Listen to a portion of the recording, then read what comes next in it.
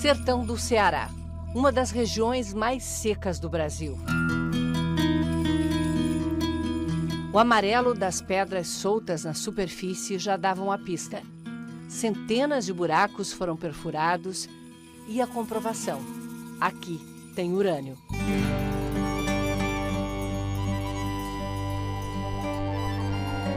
Percorremos a fazenda que pode se transformar na maior mina de urânio do Brasil, com técnicos de um consórcio formado pela estatal INB, Indústrias Nucleares Brasileiras, e uma mineradora privada de fosfato. Aqui para baixo eu tenho 160 metros.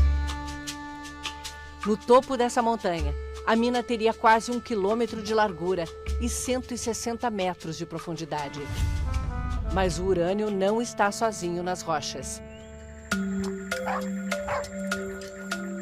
No galpão onde estão as amostras retiradas para estudo do solo, usamos máscaras para evitar inalação de poeira com radioatividade. Cada pedaço de rocha conta uma história. Eu botei o urânio e botei o fosfato. 99,8% de fosfato e só 0,2% de urânio. Esse é um projeto que é um projeto de fosfato e urânio. Um projeto não existe sem o outro. O fosfato é um fertilizante. Hoje, o Brasil só produz 20% do que usa no agronegócio. Em Santa Quitéria, seriam 750 mil toneladas por ano e 2.300 de urânio. Para separar um do outro, precisa de muita água. O IBAMA rejeitou o primeiro projeto que previa usar 30% da vazão do açude Edson Queiroz, um dos maiores do Nordeste. Com nova tecnologia, esse uso cairia para 10%. Qual é a garantia que vocês têm de que não vai faltar água para a região, que já sofre com um tremendo estresse hídrico? Foi feita uma avaliação sobre a disponibilidade hídrica para o projeto pela própria Secretaria do Estado do Ceará, onde foi verificado que esses 10%, eles não colocam em risco ou em situações de conflito com os demais usos da região. O açude Edson Queiroz é um dos mais novos do Ceará. O movimento antinuclear diz que mesmo 10% farão diferença, principalmente nos períodos de grande estiagem. O açude Edson Queiroz já secou no nível de não operação desse reservatório, fornecendo água à população. Ocorreram mudanças significativas no projeto, na tecnologia, houve uma redução significativa do consumo de água da região, e essa é uma preocupação para que os usos múltiplos da água naquela região sejam compatibilizados. Não pode uma atividade inviabilizar a sobrevivência das populações naquela região. O impacto chegaria a lugares como Queimados, uma comunidade de quilombolas reassentados pela reforma agrária. Eu produzo leite, eu produzo queijo, produzo porco, o carneiro, o boi, tudo eu produzo. O temor de que a radioatividade do urânio contamine a água e o ar chega até quem compra o que ele produz. Todo mundo com medo, com o pé atrás, né? Eles falam que a partir do momento que esse empreendimento for explorado, eles não compram nada mais da gente. O professor Luiz Paulo ensina na sala de aula e na lavoura, onde treina agricultores em técnica de agrofloresta. O nosso semiárido ele é rico e dá para produzir, e dá para ter sustentabilidade também. Vocês são contra a construção da mina? Sim, sim. Por quê? A nossa produção, a questão da poeira que vai vir, a questão da contaminação das águas. E também há casos como Caixité, que inclusive pessoas da comunidade já foram conhecer. A comissão de moradores foi a Caetité, na Bahia, onde fica a única mina de urânio ativa no Brasil. E encontrou gente como a Luziene e o Aloísio. A gente fazia farinha, até para vender era difícil, ninguém queria. Era urânio, às vezes vinha visita na casa da gente, nem água queria, com medo. O medo era do urânio encontrado na água do poço que a INB perfurou em troca de fazer prospecção na terra deles. E nós precisamos de usar essa água sem poder usar, né? Depois de 3 anos, o poço foi lacrado, porque o teor de urânio chegou a 30 vezes a quantidade limite para a saúde humana. Vocês chegaram a usar essa água para beber? Não. A gente usou para molhar a planta, dar aos animais. Estudo da Fiocruz de 2012 encontrou alta incidência de tipos de câncer geralmente relacionados à exposição à radioatividade, em Caetité e no entorno. Mas faltam pesquisas de longo prazo para monitorar a saúde da população e determinar causa e efeito. A mina está parada desde o ano passado, quando fomos a Caetité. O contrato com a empresa que fazia a extração foi revogado. O pátio de minério já extraído está cheio. Aqui, o vento levanta poeira radioativa. Segundo a norma, quando chove, toda a água que entra em contato com esse material precisa ser captada e guardada num local controlado.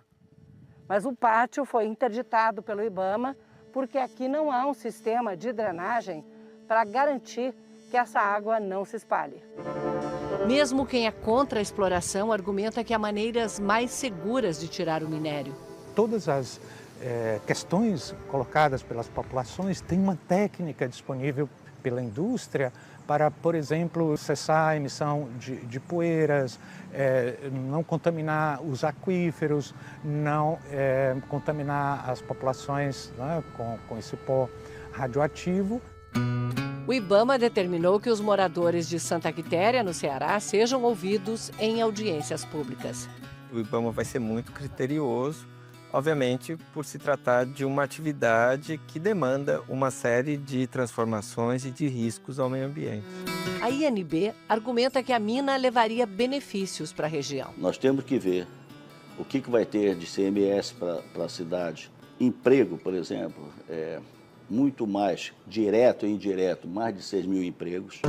Para o setor nuclear brasileiro, há muito em jogo. Santa Quitéria multiplicaria por 11 o volume de extração de urânio no país. Com essa produção, o Brasil não só se tornaria autossuficiente para abastecer as usinas de Angra 1, 2 e, eventualmente, Angra 3. Mas o excesso poderia ser vendido lá fora. E o Brasil entraria para um pequeno grupo de países exportadores de urânio. O excedente de Santa Quitéria poderia render até R$1 bilhão por ano, num momento em que a procura aumenta. Na Europa, há uma busca por alternativas ao gás russo, por causa da guerra da Ucrânia. Muitos países, especialmente na Europa Central e do Leste, estão olhando a energia nuclear como uma fonte de autonomia. O surgimento da inteligência artificial fez disparar a demanda por energia no momento em que é preciso reduzir as emissões de gases que estão aquecendo o planeta. Isso fez empresas de tecnologia investirem num novo modelo. Rússia, China, Estados Unidos e Inglaterra estão adotando pequenos reatores modulares, conhecidos pela sigla em inglês SMRs.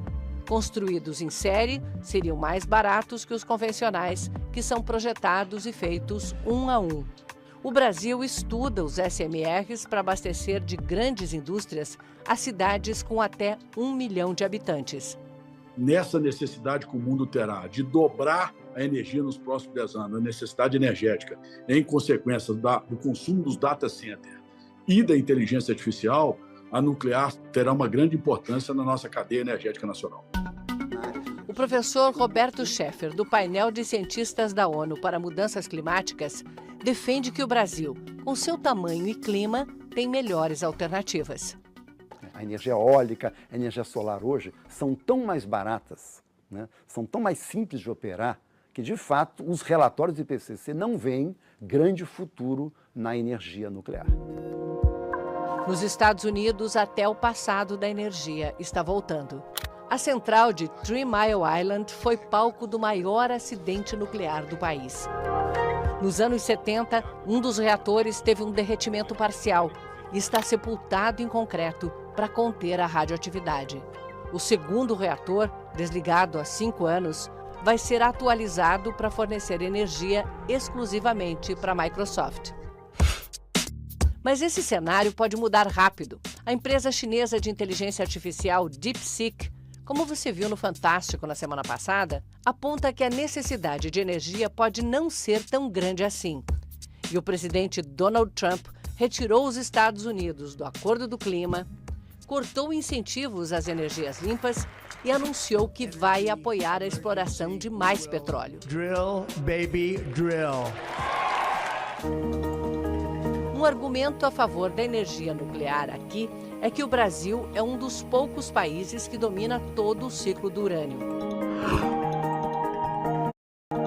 Nessa fábrica da INB, o urânio é enriquecido e transformado nessas pequenas pastilhas, que são o combustível nuclear. Isso aqui não tem radioatividade que seja perigosa para a gente tocar. A gente só está usando luva e tomando esse cuidado, que é para não contaminar o combustível. Mas todos os planos dependem de resolver o que fazer com o grande elefante na sala. Angra 3.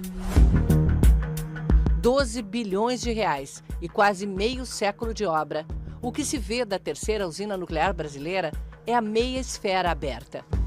A construção parou ainda nos anos 80 por causa da crise econômica do país. Retomada neste século, chegou a ter 5 mil trabalhadores do pátio, até parar de novo por denúncias de corrupção. Nesse momento, com 65% das obras concluídas, vale a pena terminar a usina de Angra 3? A resposta é difícil não só porque custa muito dinheiro para terminar, mas também porque custa caro ficar parado e custa muito caro desistir de vez. A conta foi feita pelo BNDES. Custo de 23 bilhões de reais para terminar, 21 para desistir. O maior custo é para pagar os financiamentos feitos até aqui, mas há outros. Todos os anos, 120 milhões de reais são gastos para a manutenção dos equipamentos comprados e estocados em Angra. Parece novinha, né? Ela foi fabricada em 1984. Já completou 40 anos. Nós precisamos investir nessa energia que é tão mais cara do que a solar, por exemplo, ou a eólica? Precisamos sim, primeiro pela característica. A solar e a eólica são fontes de energia boas, mas elas são intermitentes, não funcionam 24 horas por dia. A nuclear, sim, funciona 24 horas por dia. E essa energia firme estaria bem perto dos grandes centros consumidores, Rio e São Paulo. Não terminar o projeto significa literalmente colocar dinheiro, abandonar com esse projeto e você não ter nenhuma geração de trabalho, nenhuma geração de renda, zero de oportunidades e o fracasso de um projeto extremamente importante para o desenvolvimento de toda a cadeia do setor nuclear para o Brasil. Eu acho que é melhor não finalizar Angra 3, há custos para isso, mas o maior custo é finalizar Angra 3. O fato é, quer dizer, a geração nuclear é muito cara e ela teria um impacto ainda maior, então, na tarifa de energia elétrica brasileira, que é bastante alto. O BNDES calculou o custo da energia de Angra 3 em R$ 653 o megawatt. Lembrando que competir com nuclear, a gente está falando de uma energia térmica. A energia térmica seria o quê? Seria o diesel, seria o carvão. As diferenças são imensas. A média de preços no Brasil hoje mostra que Angra custará 180% mais do que a eólica, mas ainda 1/5 do custo médio das usinas a diesel. O funcionamento de uma usina termoelétrica segue mais ou menos o mesmo princípio de uma panela de pressão. A água esquenta, vira vapor, o vapor ocupa mais espaço do que a água líquida, forma pressão dentro da panela que, quando escapa pela válvula, faz com que essa tampinha gire. Aí não faz diferença se esse calor está vindo de gás, óleo, carvão, biomassa. Vira vapor, esse vapor gira uma turbina que vai produzir energia elétrica. Na usina nuclear, o que faz esquentar a água é a fissão, a ruptura do átomo. Vocês lembram, o átomo é a menor parte que forma um elemento químico. E no núcleo dele estão os prótons e nêutrons. Pois na usina, dentro do reator, os átomos de urânio enriquecido ficam instáveis. Basta um nêutron bombardear um núcleo, e daí o nome energia nuclear ou atômica, que começa uma reação em cadeia. Esses átomos de urânio vão explodindo, liberando muita energia e calor. E é esse calor que, por sistemas de serpentina, aquece a água, que vira vapor e move a turbina. No processo, o combustível fica altamente radioativo. 30 anos desse combustível usado nas usinas de Angra estão estocados nesses vasos de concreto, no pátio das usinas. O monitoramento é constante. A grande questão com relação a esse combustível usado para os críticos da energia nuclear é o tempo em que isso tem que ser estocado com todos os cuidados. Com a tecnologia existente hoje, milhares de anos.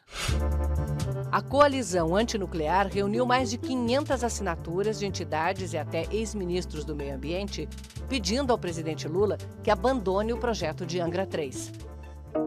A decisão pode ser tomada no dia 18 pelo Conselho Nacional de Política Energética, que tem 15 ministros, representantes dos estados, da ciência e da sociedade civil.